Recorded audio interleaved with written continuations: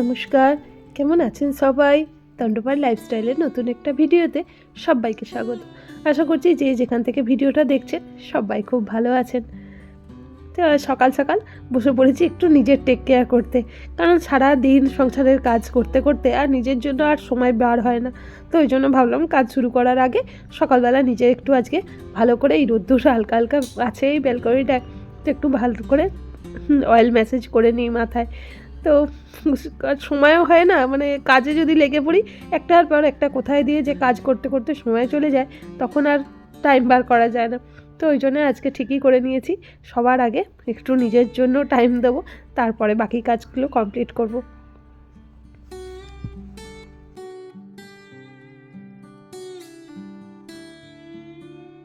তো এই যে এখন লেগে পড়েছি কোমর বেঁধে ঘরের কাজে। তো নিজের কর্তব্য মানে কী বলুন তো, সকালের দিকটা যদি একটু বসে যাই তো সমস্ত কাজকর্ম একটু লেট হয়ে যায়। তো সেই জন্য আর বেশিক্ষণ টাইম দিলে হবে না। তো লেগে পড়েছি আমার কাজগুলোয়। আর বাকি এই যে কালকে যেই সব জামাকাপড়গুলো একটু ধুয়ে দিয়েছিলাম, তো সেগুলো এখন একটু সকাল সকাল ভাঁজ করে নেব। এই সন্ধ্যার দিকে না এই কদিন ধরে এমন হয়েছে যে কোনো কাজ আর হচ্ছে না। ওই জন্যই এখন এই জামাকাপড়গুলো জমা হয়েছিল, তো ভাবলাম একটু গুছিয়ে রাখি। আর এই মানে চুড়িদারগুলো কী বলুন তো, মানে কেচে টুচে একবারেই না মানে গুছিয়ে সেরকমভাবে লাগলে না ভাঁজ খেয়ে যায়। আর এই মানে একটুতেই জামা কাপড় এই ইস্ত্রি করে পরাটা আমার একটু ঠিক মানে কারেন্টের মানে অপচয় হয় মনে হয়, যেন মানে যেগুলো খুব প্রয়োজন মানে একদম না করলেই নয়, তখনই আমি আয়রনটা ব্যবহার করি। সব সময় যে একবারে আয়রন না করে পরাই যাবে না, বাড়িতে যেগুলো ইউজ করা ওগুলো একটু এই গরম গরম যখন এই ধোয়া টোয়া হয় তখন একটু হাত দিয়ে প্রেস করে দিই, আর এই বিছানার তলায় রেখে দিলেই ভালোভাবে হয়ে যায়। চলুন, এখন এই জামা কাপড়গুলো গুছিয়ে নিয়েছি। আর এবার আজকে কটা মানে শীতের জামা কাপড়ও কটা খুঁজে পাচ্ছি না। আসলে কি বলুন তো, এদিক ওদিক কোথাও রাখা হয় তো, আর কোন ব্যাগে আছে না আছে খুঁজতে খুঁজতেই অনেক টাইম চলে যায়। এই বাড়ি যাওয়ার সময় তখন ওই টলি ব্যাগগুলো বার করা হয়, তখন ওই টলি ব্যাগে যে সমস্ত জামা কাপড়গুলো থাকে তখন এদিক ওদিক রাখা হয়ে যায়। সেই কারণে আবার এই প্রয়োজনের সময় কোনটাতে কী আছে একটু দেখে নিতে হয় আর কি। তো এই যে বাড়ি যখন গিয়েছিলাম না, এদিক ওদিক একটু হয়েছিল এবারে জামা কাপড়গুলো, তো ওই কারণের জন্য কোথায় কি আছে শীতের জিনিসগুলো আর প্রবলেম হয়ে যায় কোথায় একটু টুকটাক বেরোনোর জন্য না, বিশেষ করে ছেলের টিউশন যাওয়ার জন্য, তখন মানে হাতের কাছে সমস্ত জিনিসটা না পেলে যাওয়া হয়। তো তখন এই শীতের ওই জন্য জামা কাপড়গুলো আজকে একবারে কটা কোথায় কি আছে সব একটু দেখে বার করে নেবো। আর এই যে এই টলি ব্যাগটা ওই জন্য বার করলাম, দেখি এই টলি ব্যাগটার মধ্যেই যদি কিছু থাকে পেয়ে যাব। আর এই বড় টলি ব্যাগটা না বার করতে আমার খুব অসুবিধা হয়ে যায়, মানে একা হাতে এটা নাড়াচাড়া করতে যেন পারি না আমি। কোনো রকমে এখন বার করে নিয়েছি, যেগুলো যা এতেও সেরকম কিছু নেই, বার করলাম বটে, দুটো জিনিসই পেলাম, বাকি আর কিছু নেই। তো এগুলো ওই বার করে নিলাম, কারণ কি বলুন তো, এই সমস্ত ভারী জিনিসগুলো না সবসময় হঠাৎ করে দরকার পড়লে মানে বার করাও যায় না। তাই প্রয়োজনীয় যে জিনিসগুলো এখন শীতেরগুলো সমস্ত কিছু হাতের কাছে রাখলে একটু সুবিধাই হয়। তো চলুন এবার ছেলেকে ডাকলাম, বললাম তুই নাহলে আয়, নাহলে ছেলেটা আজকে বাড়িতে আছে, ওই কারণের জন্য সুবিধা হয়েছে। কারণ আমি তো কোনো রকমের টেনে হিচড়ে বার করা মানে ব্যাগটা রেডি করেছি, কিন্তু এখন আর তোলার সময় অসুবিধাই হবে। তো ওই জন্য বললাম তুই একটু হেল্প করে দে, তাহলে দুজনে মিলে সহজেই এটা ব্যাগটা ঢুকিয়ে দিতে পারবো। আর ব্যাগটা একে তো মানে আমার এই আলমারিটা এত ড্যাম্প হয়, তো মানে এমনি রেখে দিলে না আরও পুরো এটা নষ্ট হয়ে যাবে। তো এই কারণের জন্য এই প্যাকেটের মধ্যে রেখে দিলে কি হয়, তাহলে মানে প্যাকেটটা অনেক সময় কী হয় বলুন তো, পুরো আলমারির ভেতরে না জল জল হয়ে যায়। তো ওই কারণের জন্য এরকম প্যাকেট করেই ভিআইপিটা রেখে দিই। চলুন, আমার ব্যাগে জামা পরানো হয়ে গেছে, এবার আলমারিটা গুছিয়ে নিই। একটা তলায় এরকম রাখা থাকে, দেখুন এত ড্যাম্প হয় আলমারিটা। এই কিছুদিন আগেই গরম মানে ওই মানে পুজোর আগেটায় সমস্ত কিছু পরিষ্কার করে এটা নতুন করে পাতা হয়েছে। এত ড্যাম্প হয়ে যায় মানে কিচ্ছু রাখা যায় না আলমারিটায়, সমস্ত তো পুরো ভিজে ডবডব করছে।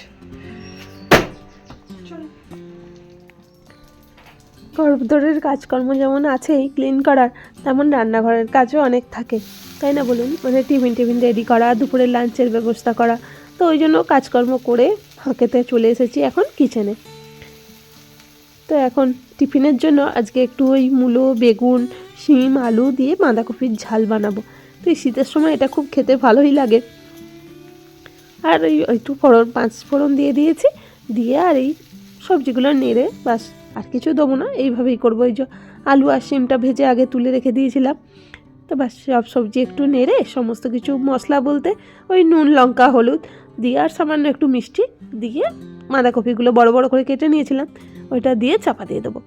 আর বাঁধাকপি আর এই সমস্ত সবজি, বেগুন, শিম, এই থেকে যে জলটা বেরোবে এতেই জিনিসটা ভালোভাবে হয়ে যাবে, আর এক্সট্রা জল দেওয়ার কোনো দরকার নেই।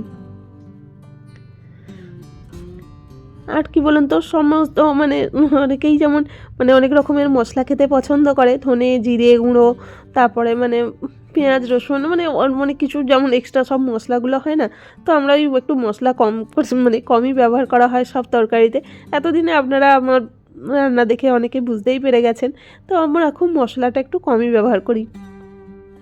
তো ওই ফোড়ন হিসাবে যা 5 ফোড়নটা দেওয়া হয় বাস।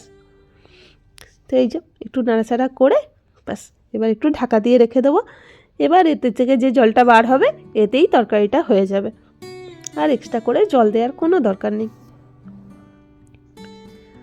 তো এইদিকে তো তরকারিটা হচ্ছে, আর আমাদের আজকে দুপুরবেলা ভাত হবে না, কারণ আমাদের বাড়িতে ওখানের আজকে মানে কাজ আছে একটা, তো এই কারণের জন্য ভাত করতে নেই, তো শুকনোই খাবার। তো ওদিকে যতক্ষণ তরকারিটা হচ্ছে এদিকে আমি একটু প্রেসারে কড়াইগুলো সিটি মারবো, তো ওই জন্যই তরকারিটা হয়ে গেলেই বসিয়ে দিতে পারবো, ওই জন্য এটা রেডি করে রাখছি। রাত্রিবেলা কড়াই ভিজিয়েই রেখেছিলাম, এই কড়াইটা এখন গ্যাসটা আর অফ করবো না, তরকারিটা নাবিয়ে এটা বসিয়ে দেবো। সিটি মারা থাকলে আর তখন অসুবিধা নেই, পরে তরকারিটা হয়ে গেলেই বাস হয়ে যাবে। চলুন, আমার এইদিকে তরকারি মানে প্রেসার কুকার রেডি করতে করতে ওইদিকে তরকারিটাও মনে হয়ে গেছে। হ্যাঁ, তরকারিও ভালোভাবেই সমস্ত কিছু সবজিগুলো সিদ্ধ হয়ে গেছে। তো এবার নামানোর সময় একটু ধনেপাতা দিয়ে বাস নামিয়ে নেবো।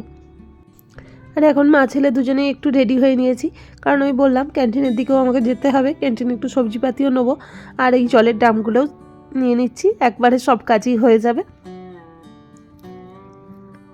চলে এসেছি ক্যান্টিন থেকে, এই যে লেবু, আপেল আর পেয়ারা নিয়েছি, ফল এগুলো, আর একটু সবজিপাতিও নিয়েছি। শীতকালের মানে কত রকমের সবজি থাকে বলুন, মানে শীতকালে সবজির ব্যাগ দেখতে দারুণ লাগে, কিন্তু নানা রকমের রং বেরঙের সবজি, মানে তো এখন আর সবজিগুলো ফ্রিজে ঢোকাবো না, এই গামলাটার মধ্যেই সমস্ত কিছু রেখে দেবো। কি সুন্দর লাগছে দেখুন সবজিগুলো।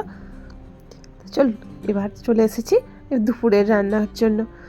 তো আজকে বললামই আপনাদেরকে আমাদের তো ভাত হবে না, তো ওই জন্য ওই ঘুগনিটার কড়াইটা তো সিটি মেরেই রেখেছিলাম, তো এখন একটু সাঁতলে নেবো, আর করব তার সাথে হচ্ছে একটু আলু পরোটা। ছেলেটা সকালেই বলছিল একটু তাহলে আলু পরোটা করো, তো ওই জন্য ভাবলাম একটু আলু পরোটা করবো এর সাথে। আর এখন চারিদিকে চলছে বিয়ের সিজন, তো মানে সেই সকাল থেকে রাত্রি পর্যন্ত এত সমস্ত মানে বাজনা থেকে আরম্ভ করে রাতে বাজি পর্যন্ত এত আওয়াজ হয়, খুব মনটা কীরকম যেন হয়ে ওঠে। কারণ বাড়ি থেকে এত বছর এত দূরে আছি, তো কোনো কিছু অনুষ্ঠানেই থাকতে পারি না। আর আমাদের ওখানে বাড়িতেও পরপর কতগুলো অনুষ্ঠান আছে, সব কিছুতেই বাদ পড়ে গেলাম, তো খুব খারাপ লাগে তখন মাঝে মাঝে, মানে যেন কাছে পিঠে হলে তার ছুটে চলে যেতে পারতাম, কিন্তু এমনই জায়গায় থাকি যে কোনো অনুষ্ঠানেই আর ভাগ নিতে পারি না। তো চলুন, এই মানে বিয়ের সব দেখলে মানে কানে এলে না তখন মনটা যেন কীরকম হয়ে যায়। আর মানে ছেলেটাকে যখন টিউশনের দিতে যাই দেখি সব বিয়ে বাড়ির প্যান্ডেল ট্যান্ডেল হয়েছে, তো তখনও যেন মনে হয় যেন ওইরা যদি আমাদেরকেও নিমন্ত্রণ করতো। তো চলুন, যাই হোক, কী আর করা যাবে, মনের দুঃখ মনেই রাত থাকুক, আর অনুষ্ঠান বাড়ি তো আর পাবো না, এখানে যতদিন আছি এইভাবেই এরকম করেই কেটে যাবে।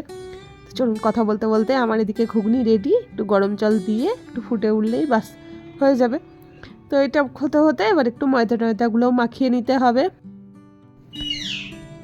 তো এই যে ঘুগনি কমপ্লিট হয়েই গেছে, এবার একটু ভাজা মশলা মানে জিরে আর একটু শুকনো লঙ্কা গুঁড়ো একটু ছড়িয়ে দেবো, আর দিয়ে দেবো একটু ধনেপাতা কুচি, বাস আমার ঘুগনি রেডি।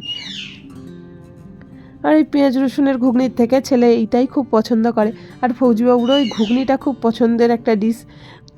তো চলুন, যাই হোক, আমার এই ঘুগনিটা এখন রেডি হয়েই গেছে।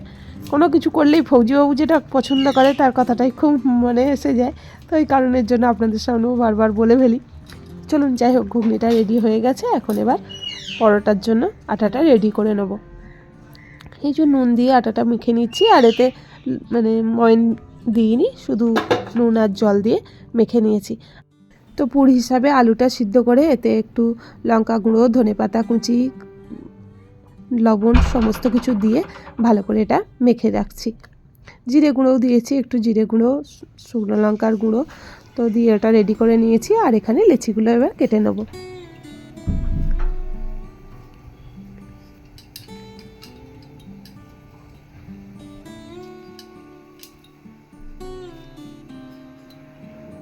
আলুটা তো রেডি করেই রেখেছি, তবে একটু তেলে একটু আলুটা হালকা করে একটু ভেজে নেব। কাঁচা দিলেও হয়, কিন্তু আমি একটু ভাবলাম একটু ভেজে নিলে ওর একটা কাঁচা গন্ধটা চলে যাবে, সেই কারণে একটু নেড়ে নিচ্ছি। আর একটু অল্প হিংও দিয়েছি আমি এর সাথে। হিং দিলে কি হয়, এর একটা আলাদা টেস্ট হয়। চলুন, আমার এই আলুর পুর রেডি হয়ে গেছে। এবার আলু লেচি এক একটা করে কেটে নিয়ে পুরগুলো ভরে দেবো।